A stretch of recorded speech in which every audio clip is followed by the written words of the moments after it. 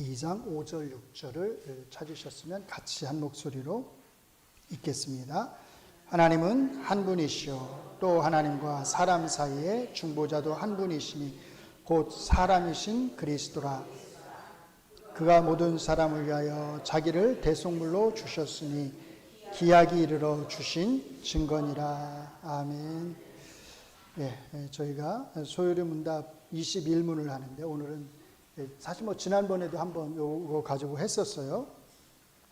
한 번 더. 사실은 21문에 굉장히 중요한 내용들이 있기 때문에 오늘 한 번 더 이걸 가지고 다루도록 하겠습니다. 지난번에 했을 때 굉장히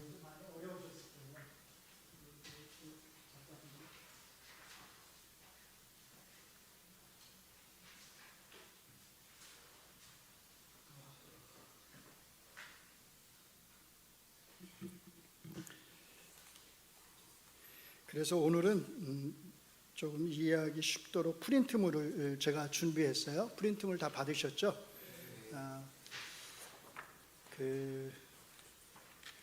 오늘은 요거를 제가 읽어가는 것으로 대체를 하겠습니다. 그게 훨씬 더 이해하시는데 좀 쉬우실 것 같아요. 우리가 예수님에 대해서 이해하는데 사실은 크게 초대 교회 때, 초기 교회 때 보면 크게 두 가지가 사실은 문제가 됐었어요.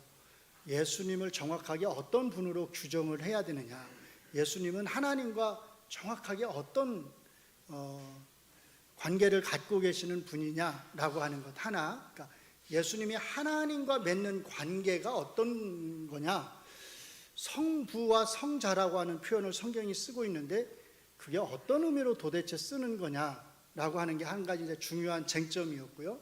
또 하나의 중요한 문제점이 뭐냐면 예수님은 사람이신 동시에 어떤 분이시죠? 하나님, 신이시잖아요. 그러면 예수님 안에는 본성이 두 개라는 거잖아요. 그렇죠? 이해되시죠? 신성이 있고 인성이 있어요. 이거는 우리가 경험할 수 없는 어떤 거잖아요. 그 전에도 없었고 이후에도 없을 거예요. 이 신성과 본성이 어떻게 한 분이신 예수님 안에 같이 있다는 거잖아요. 그럼 이게 어떻게 도대체 같이 있는 거냐? 이걸 어떻게 설명할 것이냐? 이게 이제 큰 사실은 논쟁거리가 돼서 이 두 가지 문제로 인해서 많은 이단들이 생겨나게 됐어요. 그래서 이 부분에 대해서 물론 우리가 이거 모른다고 구원에서 이렇게 구원을 받지 못하고 그러는 건 아니에요. 그렇지만 늘 말씀을 드리듯이 우리가 예수님을 정확하게 아는 것이 중요하고, 또 우리는 그냥 여기 하늘에서 뚝 떨어져 가지고 지금 우리가 믿음 생활하는 게 아니라 우리의 앞서간 믿음의 선배들을 따라서 그 터 위에 우리가 세워져 있잖아요. 그럼 우리가 그 믿음의 선배들이 어떻게 믿었는지, 어떤 믿음의 고백들을 했는지를 우리가 잘 아는 게 굉장히 중요하다고 생각을 하거든요. 쉽게 말하면 우리가 역사에 대해서 조금 알아야죠. 기독교 역사, 우리 믿음의 선배들에 대해서 사실은 관심을 가져야 된다는 거예요. 우리 믿음의 선배들이 어떤 문제를 가지고 씨름을 했는지, 사실은 그런 것이 우리에게 그 선배들과 우리를 연결시켜주는 끈의 역할을 한다고 생각을 합니다. 그래서 조금 어려운 이야기가 지난 시간에 이어서 오늘도 될 수 있을지 모르겠지만 너무 죄송합니다. 그래서 오늘은 이렇게 그냥 프린트물로 준비를 했어요. 자, 지난주 거 우리가 이제 이것도 결국 이제 삼위일체하고 연관이 되는데, 우리가 삼위일체에 대해서는 하도 많이 이야기를 했기 때문에 큰 문제가 없을 거예요. 자, 삼위일체 그럼 뭘 생각해야 되죠? 하나의 본질의 세위격. 누가 여러분에게 삼위일체가 뭡니까? 이렇게 물어보면 항상 뭐라고 대답하면 돼요? 하나이신 하나님, 본질이 하나이신 하나님이 세위격으로 계시는 것을 말합니다. 이렇게 대답하면 이건 100% 100점짜리 대답이에요. 100점짜리 대답.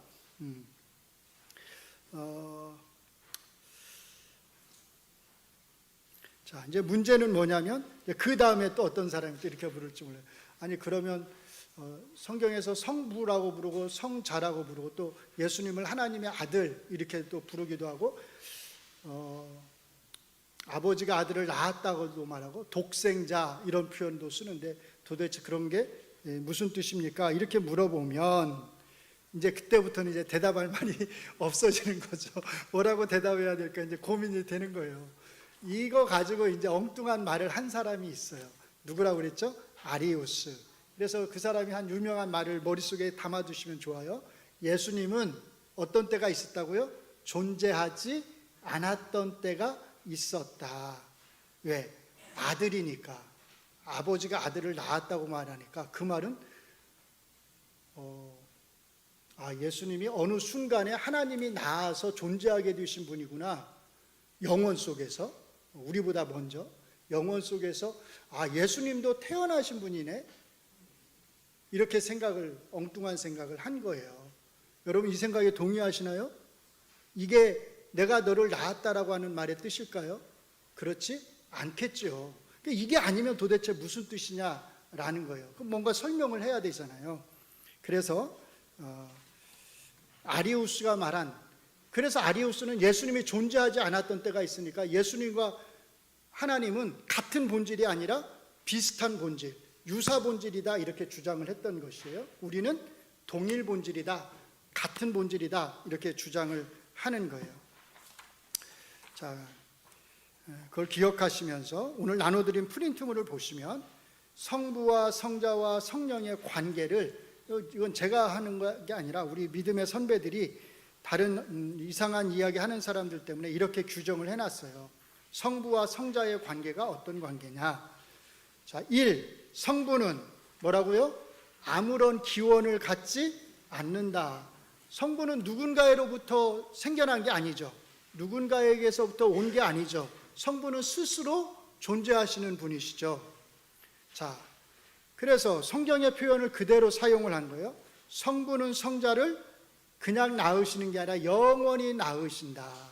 이게 무슨 뜻이냐면 성부와 성자는 출발과 끝이 물론 없으시지만 영원히 함께 하시는 분이에요. 그렇죠? 중간에 누가 태어나는 게 아니야. 성자가 중간에 태어나는 게 아니야. 영원히 처음부터 끝까지 영원히 성부가 성자를 낳으신다. 그 말은 그 본질이 같으신 분이 영원히 함께 하는 거죠. 누가 누구를 낳는 게 아니라, 그러니까 생겨나게 하는 것이 아니라, 만드는 것이 아니라. 성자는 성부가 창조한 분일까요? 그렇지 않다는 거예요. 그래서 성경에서 낳는다라는 표현을 쓰니까 성부는 성자를 영원히 낳으신다 이렇게 표현을 한 거고, 반대로 성자의 입장에서는 성부에게서 영원히 낳아지신다 이렇게 표현을 한 거예요. 그 밑에를 같이 한번 읽어볼까요? 성부와 성자 또는 하나님의 아들이란 표현은 존재의 차이를 가리키는 것이 아니라 뭐를요? 관계에서의 질서, 즉 성부와 성자 사이의 위격적 관계, 질서를 가리키는 것이다. 그러니까 성부가 성자에게 복종할까요? 성자가 성부에게 복종할까요? 성경을 읽어보시면 항상 누가 누구에게 복종하죠? 성자가 항상 성부에게 복종하는 거예요. 이런 관계를 갖는 거예요.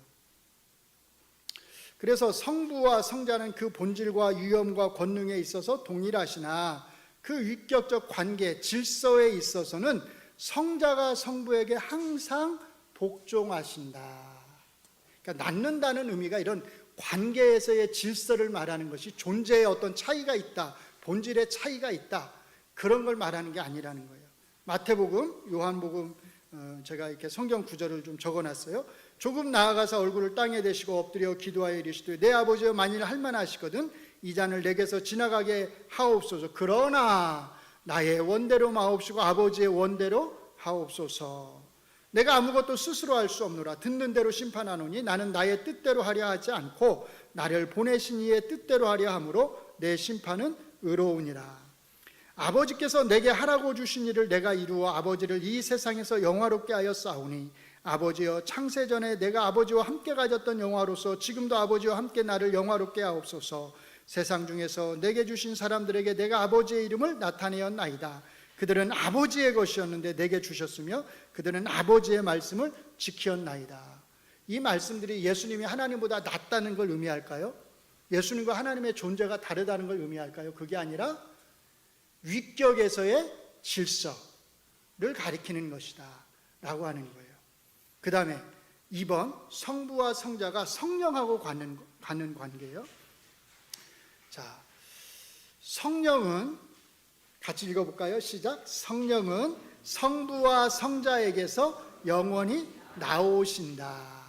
나온다, 이 표현도 사실은 성경이 이렇게 쓰니까 이 표현을 그대로 그냥 갖다 쓴 거예요. 요한복음 14장 26절 보시면 보혜사 곧 아버지께서 내 이름으로 보내실 성령 그가 너희에게 모든 것을 가르치고 내가 너희에게 말한 모든 것을 생각나게 하리라. 또 26절 15장 내가 아버지께로부터 너희에게 보낼 보혜사 곧 아버지께로부터 나오시는, 그렇죠? 나오시는 진리의 성령이 오실 때에 그가 나를 증거하실 것이요. 근데 14장 26절을 보시면 누가 성령을 보내신다고 그래요? 아버지께서 보내신다고 그래요. 대신에 내 이름으로 보내신다고 해요. 근데 15장 26절을 보시면 누가 보낸다고 그래요? 내가 보낸다고 그래요. 내가가 누구죠? 예수님이. 위에서는 아버지가 보낸다고 그러고 아래서는 내가 보낸다고 그래요. 그럼 누가 보내는 거예요? 둘 다 보내시는 거죠.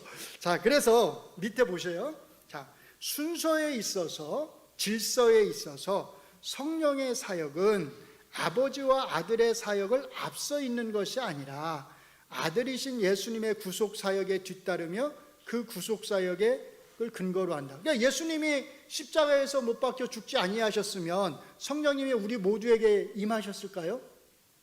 임하지 않았겠죠. 성령님이 우리 모두에게 임하신 것은 어떤 일이 있었기 때문에요? 예수님의 십자가 죽음이라고 하는 그 사건이 있었기 때문에 그 사건의 근거에서 성령님이 우리 모두에게 임하는 거거든요. 그러니까 이걸 보면 사역에 있어서 질서가 있는 거죠. 예수님의 사역이 먼저 있는 것이고 그 다음에 성령님의 사역이 있는 거예요. 그 밑에를 보시면 원래 니케아 신경에는 성령이 성부로부터 나오시는 것으로 되어 있는데 서방교회, 로마 교회에서 여기에 그리고 아들로부터, 이게 이제 필리오케란 거예요. 그리고 아들로부터라고 하는 표현을 추가했고 톨레도 공의회를 통해서 이 고백을 승인했다. 이것으로 인해서 성부로부터만을 고집하는 동방교회, 우리가 이제 흔히 말하는 그리스 정교회와 러시아 정교회하고 서방교회, 로마 교회가 1054년에 양쪽으로 쪼개지게 된 겁니다. 우리가 볼 때는 참 별걸 다 가지고 쪼개지네 이렇게 생각할 수 있어요. 그런데 이분들에게는 이게 너무 중요한 거예요. 성령님이 나오시는데 누구에게로부터 나오시느냐? 동방교회는 아버지로부터만 나온다고 주장을 한 거고 서방교회는 아버지와 아들로부터 나온다고 주장을 한 거예요. 그러니까 결국은 이제 합의를 못 보고 그러다 보니까 양쪽으로 동방교회하고 서방교회가 갈라서게 된 거죠. 그러니까 이게 얼마나 중요한 논쟁거리였는지 우리가 알 수 있죠. 우리는 어딜 따르죠? 우리는 동방을 따릅니까? 서방을 따릅니까? 개신교는 서방교회, 로마 교회를 우리가 그대로 따라가고 있는 거예요. 그래서 14장 26절은 아버지께서 보낸다고 말하는 걸 근거로 들고 15장 26절은 내가 아버지께로부터 너희에게 보낼 보혜사 이렇게 말을 하는 것을 근거로 해서 성령님은 아버지로부터만 나오시는 게 아니라 아들로부터도 영원히 나오신다라고 우리가 생각을 하는 겁니다. 밑에 성경 구절 보시면 요한복음 14장 10절이 있어요. 나는 아버지 안에 가고 아버지는 내 안에 계신 것을 내가 믿지 아니하느냐. 내가 너희에게 이르는 말은 스스로 하는 것이 아니라 아버지께서 내 안에 계셔서 그의 일을 하시는 것이니라. 그러나 진리의 성령이 오시면 그가 너희를 모든 진리 가운데 인도하시리니 그가 스스로 말하지 않고 오직 들은 것을 말하며 장래일을 너희에게 알리시리라. 성령께서 자기의 말을 한다는 게 아니에요. 예수님이 하신 것, 가르쳐 주신 걸 가지고 가르치시는 거예요. 그가 누구 영광이요? 내 영광을 나타내리니 내 것을 가지고 너희에게 알리시겠습니다. 아까 예수님이 뭐라고 그랬어요? 내가 너희에게 가르치는 것은 다 누가 주신 것이다? 아버지께서 주신 것이다 그랬는데 여기서는 앞으로 내가 보낼 성령님은 스스로 뭘 가르치는 게 아니라 다 내가 가르친 것, 내 것을 가지고 너희를 가르칠 거다, 이렇게 이야기를 하잖아요. 그러니까 이걸 보면 성령님은 아버지와 아들로부터 나오신다라고 생각하는 게 맞다라는 겁니다. 자, 그 다음 넘어가시면 그리스도의 두 본성과 관련해서 이야기를 할게요. 여기 지금 2단들입니다. 아폴리나리우스주의라고 하는 2단이 있었어요. 아폴리나리우스. 이 사람이 이렇게 주장해요. 말씀이 육신이 되긴 했지만 인간 존재의 가장 중요한 부분, 곧 이성적 영혼을 받아들이지 않았다. 그러니까 예수님이 우리 인간의 몸을 입었는데 뭐는 없어요? 몸은 있는데 영혼은 없어요. 인간의 이성적 영혼이 없어. 그러니까 신성하고 그냥 몸하고만 결합을 한 거예요. 그럼 인간의 이성적 영혼이 없는데 예수님에게, 예수님은 온전한 인간이라고 말할 수 있을까요? 여러분, 이성이 없는 인간이 있을 수 있어요? 없잖아요. 그렇죠? 근데 아폴리나리우스는 아니 어떻게 신성이 인성하고 함께 할 수 있어? 라고 생각을 해서 예수님의 신성이 육체를 입기는 했는데 인간의 영혼은 빠져 있다, 이렇게 주장을 한 거예요. 얼마나 엉뚱한 주장이에요. 그래서 이 아폴리나리우스주의는 칼케톤 공유신경에서 그리스도께서 이성을 지닌 영혼과 육신을 가진 참 인간이고 인성으로는 우리와 똑같은 존재라는 정의를 통해서 분명하게 단죄되었다. 또 어떻게 이상한 소리를 한 사람이 있냐면 에우티케스라고 하는 사람이 있어요. 단성설, 단성이니까 본성이 하나라는 거예요, 예수님은. 그래서 하나의 신적 본성만 있다는 거예요. 인간적 본성은 없어요, 예수님에게. 이 사람이 한 주장 두 가지. 첫째로, 성육신 이후에는 두 개의 본성이 아니라 오직 하나의 신적 본성만이 존재한다. 이 사람이 뭐라고 말했냐? 나는 일치 이후에, 그러니까 예수님이 인간의 몸을 입으신 이후에는 하나의 본성만을 고백한다. 둘째, 인간 본성은 신적 본성 안에 흡수되고 변형되었다. 자, 이 표현이 중요해요. 인간 본성은 어디 안으로 들어가 버린 거예요? 신성 안으로 들어가 버린 거예요. 이 인간 본성은 없어졌어, 사라졌어, 변형돼서 신적 본성으로 변형돼 버린 거예요. 그래서 신적 본성은 남아있지만 인성은 흡수된다. 그렇게 흡수된 인간 본성은 소멸되지 않고 신성의 본질로 변형된다, 바뀌어졌다는 거예요. 에우티케스는 그리스도께서 우리와 동일한 인성을 가진 분이심을 그래서 부인했다. 또 세베루스라고 하는 사람이 있어요. 이 사람도 단성론자인데 하나의 유격과 하나의 본성만을 주장했어요. 세베루스는 하나의 유격 안에 두 개의 본성이라고 하는 용어를 거부했다. 세베루스는 그리스도 안에 인성과 결합된 하나의 본성과 하나의 유격이 있다고 주장했다. 그래서 인성과 신성의 혼합된 결합에 대해서 말했다. 인성과 신성이 혼합되니까 두 개가 아니라 몇 개가 돼요? 하나가 됩니다. 하나. 이것도 이단인 거예요. 하나, 본성이. 그 다음에 네스토리우스라고 하는 양성론자가 있는데 이 사람도 두 개의 위격에 두 본성이 있네요. 신적인 위격과 인간적인 위격이 있고 신적인 본성과 또 인간적인 본성이 있다고 주장을 한 거예요. 이 사람도 이단으로 정죄되었어요. 그래서 칼케톤 공의회에서 이렇게, 왜 이렇게 고백을 했는지를 이제 아실 거예요. 자, 우리는 우리 주 예수 그리스도를 한 분이시고 같은 성자이심을 고백한다. 바로 그분은 신성에서 완전하시고 인성에서 완전하시다. 완전한 신성, 완전한 인성을 가지신 분이란 거예요. 같은 분이 참으로 하나님이시고 이성적 영혼과 육체로 이루어진 참 인간이시다. 그렇죠? 아까 이성적 영혼을 부정한 사람에 대해서 그렇지 않다라고 못 박은 거예요. 신성에 따라서는 성부와 본질이 같으시며 인성에 따라서는 우리와 본질이 같으시며 죄 말고는 모든 점에서 우리와 같다. 같은 분이 신성에 따라 시대 전에, 창세 전에 성부에게서 나시고 인성에 따라서는 마지막 날에 우리를 위해, 우리의 구원을 위해서 동정녀이시고 하나님의 어머니이신 마리아에게서 태어나셨다. 그분은 두 본성 안에서, 이제 아까 이상한 주장을 한 사람들 때문에 이 표현을 쓴 거예요. 혼합되었다고 주장한 사람들에 대해서 혼합되지 않으시고, 변화되었다고 주장하는 사람들에 대해서 변화되지 않으시고, 두 개가 분리되어 있다고 생각하는 사람들이 분리되지 않으시고 나뉘지 않으신다. 결합으로 인해 본성들의 구별이 결코 없어지지 않는다.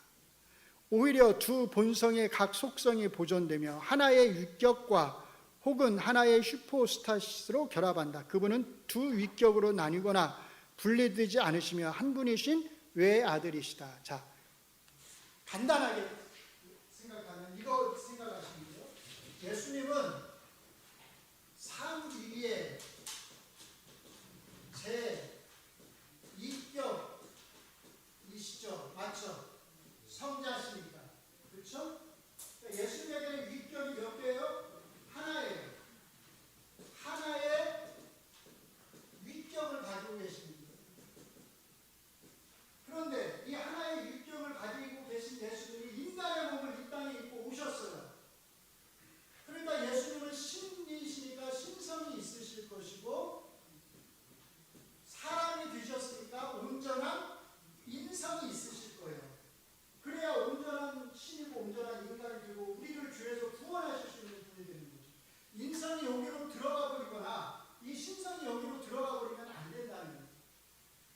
그래서 예수님은 한 개, 두 개, 하나의 위격에 본성은 몇 개요?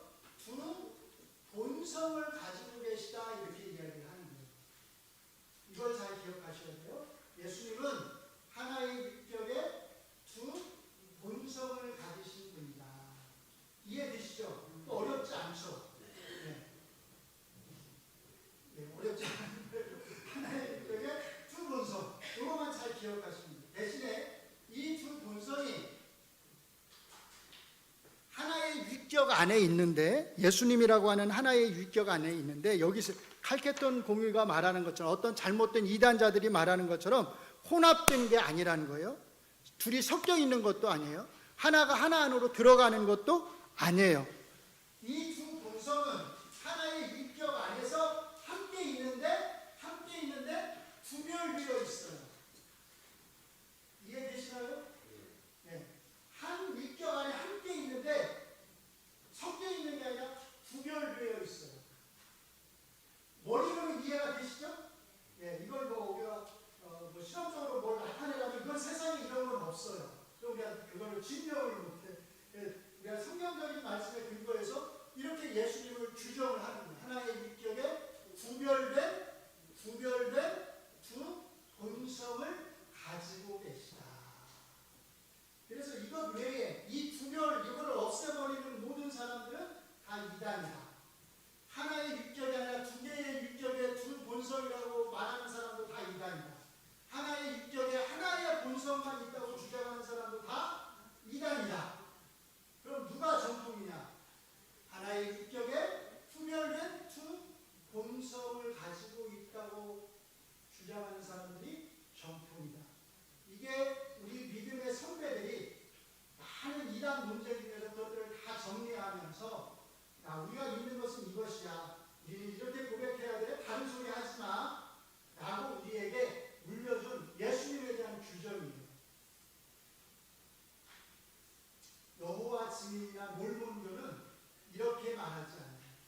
지금까지도. 또 이탈리아나 어디예요?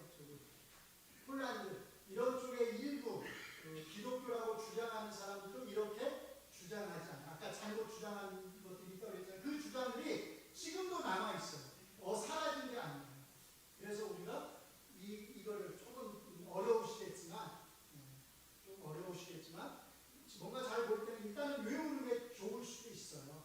왜냐하면 그러면 다른 말은 내 귀에 안 들어오니까. 한 번만 따라하실래요? 하나의 위격에 구별된 두 본성. 이게 우리가 고백하는 예수님이라고 하는 것을 잘 기억하시기 바랍니다. 그래서 제일 마지막에 이거만 읽고 마칠게요. 칼케톤 공의회의 의의 중요성. 자, 같이 한번 읽어볼까요? 칼케톤 공의회의 중요하고도 결정적인 그리스도론적 성과는 다음 두 가지다. 첫째, 네스토리우스의 위격적 양성론, 두 개의 위격과 두 개의 본성, 그 다음에 에우티케스의 단성론, 하나의 본성과 하나의 위격이라는 극단적인 두 반대파들에 대한 공식적이고도 장엄하게 단죄한 것이다. 둘째, 완전히 통합되었을 때 각기 고유한 특성들을 갖춘 신성과 인성이라는 두 본성의 이원성과 동시에 위격, 즉 말씀의 신적 위격과 동일성과 유일성을 함께 주장함으로써 그리스도의 위격의 신비에 대해서 정확히 정의를 내리는 것이다. 2번이 말하는 건 이거예요. 하나의 위격에 구별된 두 본성이 있다라고 주장을 했다는 거예요. 물론 이거는 신비죠. 우리가 증명할 수도 없고 우리가 머리로 이해하는 게 사실은 쉬운 일이 아니에요. 그러나 이게 성경이 우리에게 가르쳐주는 예수님에 대한 우리의 구원자, 유일한 구원자이신 예수님에 대한 정의다 라고 하는 겁니다. 이 믿음으로, 이 믿음 안에서, 이 고백 안에서 우리가 한 성도로서 또 공동체로서 함께 우리 주님을 섬겨나갈 수 있기를 바랍니다. 기도하겠습니다.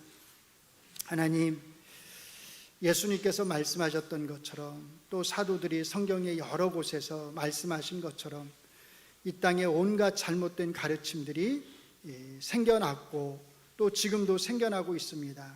이런 상황 속에서 우리가 이런 가르침들을 모른 채 하면서 그렇게 살아가서는 안 되고 정말로 잘못된 가르침이 어떤 것이고 또 바른 가르침이 어떤 것이고 우리 믿음의 선배들, 특별히 사도들과 선지자들이 예수님에게서 잘 가르침을 받아서 우리에게 물려준 그 복음이 어떤 복음인지를 우리가 잘 가려서 믿어야 될 줄로 압니다.